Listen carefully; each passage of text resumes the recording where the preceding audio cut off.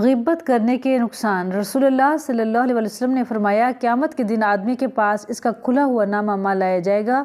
وہ اس کو پڑھے گا اور عرض کرے گا، اے میرے رب، میرے فلاں فلاں نیک کام اس میں نہیں ہے، کہاں ہیں؟ اللہ تعالیٰ فرمائیں گے، لوگوں کی غیبت کرنے کی وجہ سے وہ نیکیاں تمہارے نامہ اعمال سے مٹا دی گئی ہیں۔ یعنی جب ہم کسی کی غیبت کرتے ہیں تو جو بھی نیکیاں ہم کماتے ہیں وہ نیکیاں ختم ہونے لگ جاتی ہیں، یعنی وہ ہمارے نامہ اعمال سے اس کی طرف چلی جاتی ہیں جس کی ہم غیبت کر رہے ہوتے ہیں۔ لہٰذا غیبت بہت بڑا گناہ ہے، اس سے ہمیں بچنا چاہیے۔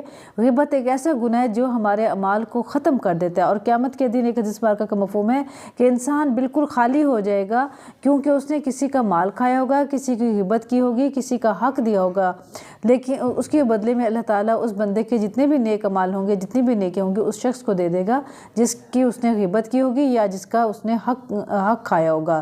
لہٰذا ہمیں اس چیز سے بچنا چاہیے اور اپنی نیکیوں کی حفاظت کرنی چاہیے، اور یہی